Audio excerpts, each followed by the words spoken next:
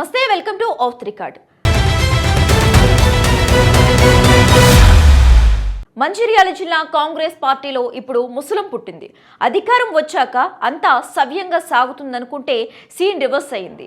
ఇంటి దొంగను ఈశ్వరుడైనా పట్టలేడు అన్నట్లుగా పార్టీని నమ్ముకుని ఏళ్లుగా జెండా మోపిస్తున్న మా గతేంటి అంటూ పాత సీనియర్ కార్యకర్తలు బగ్గుమంటున్నారు.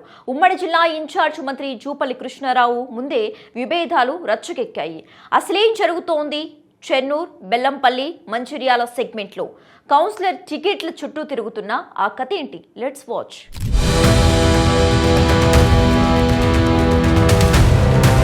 అధికారంలోకి వచ్చాక అంతా బానే ఉంది అనుకున్న కాంగ్రెస్ క్యాడర్ కు ఇప్పుడు సొంత నేతలే శత్రువులుగా కనిపిస్తున్నారు. మంచిర్యాల జిల్లాలోని 3 నియోజకవర్గాల్లో మున్సిపల్ ఎన్నికల వేడి కంటే ముందు టిక్కెట్ల పంచాయతీ పీక్స్ కు చేరింది. చెట్టు నాటిన వాడు ఒకడైతే ఫలాలు అనుభవించేది మరొకడు అన్న సామెత ఇక్కడ పక్కాగా సెట్ అవుతుంది. దశాబ్దాలుగా పార్టీ కోసం కష్టపడి లాఠీ దెబ్బలు తిన్న పాత కార్యకర్తలను పక్కన పెట్టి నిన్నగాక మొన్న బీఆర్ఎస్ నుంచి వచ్చిన వారికి రెడ్ కార్పెట్ పరుస్తున్నారనే విమర్శలు వెల్లువెత్తుతున్నాయి. ఈ వలస రాజకీయాలు ఇప్పుడు పార్టీలో చిచ్చు పెడుతున్నాయి.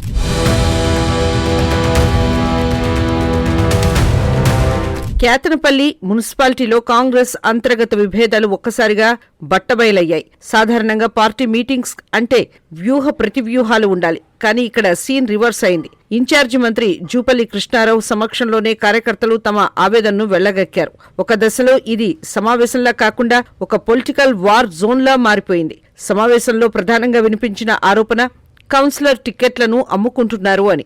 ఎన్నాళ్ళలో పార్టీ జెండా మోసిన తనను కాదని డబ్బున్న వారికే పెద్దపీట వేస్తున్నారని కార్యకర్తలు బాహాటంగానే విమర్శలు గుప్పించారు. కష్టపడిన వాడికి గుర్తింపు లేకపోవడంతో గ్రౌండ్ లెవెల్ క్యాడర్ తీవ్ర అసహనం వ్యక్తం చేసింది.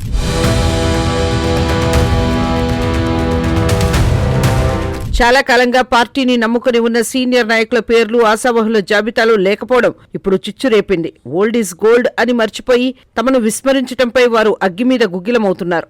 మా ఊపిరి ఉన్నంత వరకు పార్టీ కోసం పనిచేస్తాం, కానీ మమ్మల్ని ఇలా తొక్కేస్తారా అంటూ నాయకుల ముందు నిలదీయడం జిల్లా రాజకీయాల్లో సంచలనంగా మారింది. ఇటీవల కేతనపల్లి మున్సిపాలిటీకి సంబంధించి నిర్వహించిన సమావేశం కాస్త మొత్తం గందరగోళంగా మారింది. ఇన్ఛార్జి మంత్రి జూపల్లి కృష్ణారావు సాక్షిగానే కార్యకర్తలు తమ ఆవేదనను వెళ్లగక్కారు.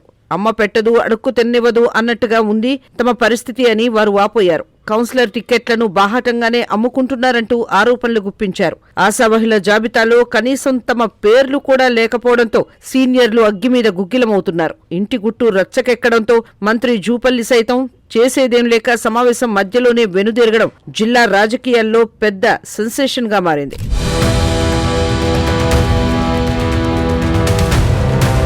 మరోవైపు డీసీసీ అధ్యక్షుడు రఘునాథ్ రెడ్డి తీరుపై కూడా విమర్శలు వెల్లువెత్తుతున్నాయి.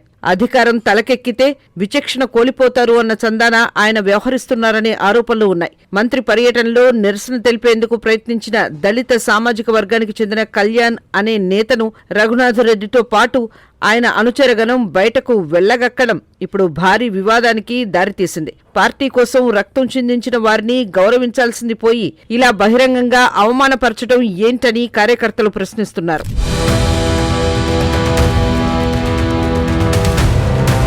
చెన్నూరు, బెల్లంపల్లి, మంచిర్యాల ఇలా ఎక్కడ చూసినా జంపింగ్ నాయకులకే ప్రాధాన్యత ఇస్తున్నారనే టాక్ బలంగా వినిపిస్తోంది. కాసుంటేనే సీటు, లేదంటే నోటు అనే ధోరణి పార్టీని దెబ్బతీస్తోందని విశ్లేషకులు అంటున్నారు.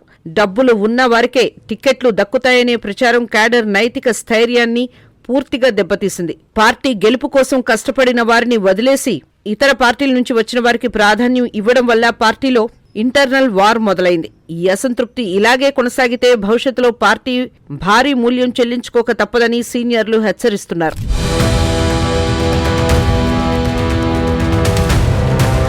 ఏ పార్టీకైనా క్రమశిక్షణ అనేది ఆయువు పట్టు. కానీ కేతనపల్లిలో మాత్రం లోపల మాట్లాడుకోవాల్సిన విషయాలను మంత్రి సాక్షిగా రోడ్డు మీదకు తేవడంతో ప్రత్యర్థి పార్టీలకు ఇది ఆయుధంగా మారింది. పార్టీ సమన్వయ లోపం స్పష్టంగా కనిపిస్తోందని రాజకీయ విశ్లేషకులు అభిప్రాయపడుతున్నారు.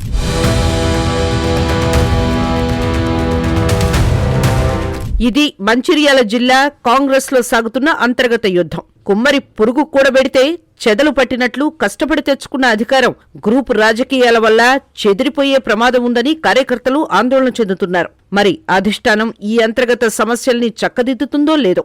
వేచి చూడాలి. పాత కార్యకర్తలకు న్యాయం జరుగుతుందా లేదా మనీ పవర్తో వచ్చిన జంపింగ్ నేతలదే పైచేయి అవుతుందా అనేది ప్రస్తుతానికి పెద్ద సస్పెన్స్.